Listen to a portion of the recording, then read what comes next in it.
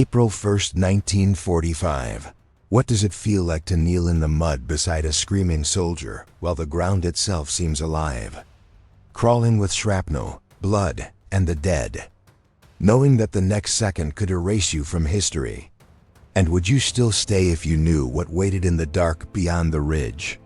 On Easter morning, as American forces stormed the beaches of Okinawa under Operation Iceberg, the island looked deceptively calm, but for combat medics moving inland with the infantry, hell did not arrive all at once. It crept in slowly, measured in screams, ruptured bodies, and nights without sleep. Because Okinawa was not like previous Pacific battles. It was a war of caves, rain, rot, and relentless resistance, where Japanese defenders burrowed deep into limestone hills and waited for men to come close enough to die screaming. And medics, unarmed by doctrine and armed only with bandages, morphine syrettes, and courage, followed riflemen straight into kill zones, crawling forward under machine gun fire to reach the wounded, sometimes cutting uniforms off bodies already turning cold, sometimes realizing too late that the man they were treating was booby-trapped with grenades wired beneath him, an act that turned mercy into a death sentence. And one such incident occurred during the fight for Kakazu Ridge in mid-April, when medics reported finding wounded Marines rigged with explosives, forcing them to make an impossible choice between saving lives and preserving their own. A horror that left many shaking long after the ridge finally fell. Rain became another enemy, turning foxholes into graves filled with brown water and decomposing bodies. And medics worked knee-deep in filth, infection spreading faster than bullets, the stench of death so thick it clung to their skin.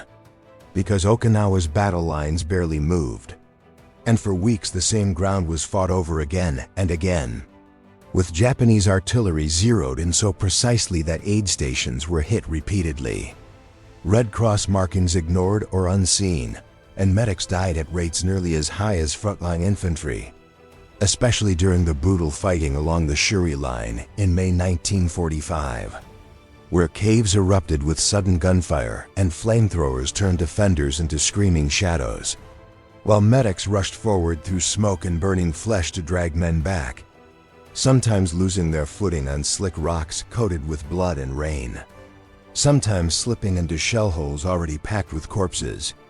And there were nights when Japanese soldiers launched mass Banzai-style infiltrations, slipping silently through American lines to slash throats, throw satchel charges, and target aid stations specifically. Knowing medics were vital, and survivors later recalled hearing wounded men begging not to be left alone in the dark because they knew what came after sundown. The whisper of boots, the sudden blade, the quiet gurgle. And medics stayed with them anyway, holding hands, administering morphine, praying shells would miss by inches again and again, while offshore naval guns shook the island like an earthquake. And overhead, kamikaze attacks rained down on the fleet, the sky glowing orange at night as ships burned. A reminder that escape was impossible. This was a fight to the finish. One medic's account describes treating over 100 casualties in a single day near Loaf Hill, a small rise that consumed thousands of lives, where progress was measured in yards and each assault ended with piles of bodies stacked behind makeshift aid posts.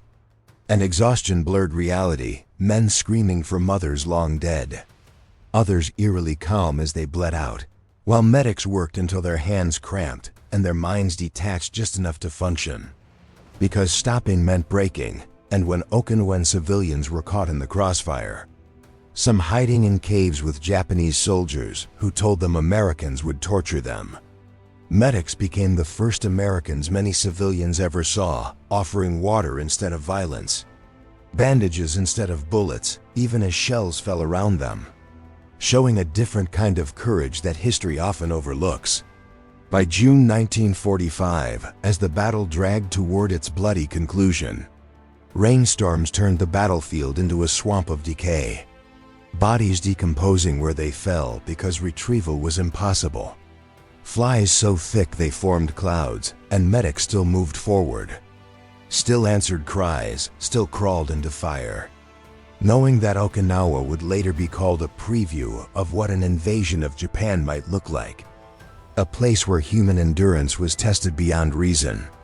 And when the island was finally secured on June 22nd, after nearly 3 months of constant combat, over 12,000 Americans were dead and tens of thousands wounded. Many of them alive only because a medic refused to leave them behind under fire, refused to abandon them to the darkness. And long after the guns fell silent, survivors carried invisible scars.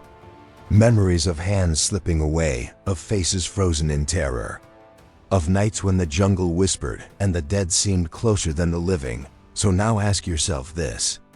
As you picture that medic kneeling in the mud with shells screaming overhead and a wounded man bleeding out beneath his hands, knowing another wave was coming and dawn might never come at all, if you were there on Okinawa, on that date, in that moment, would you have crawled forward into the horror again?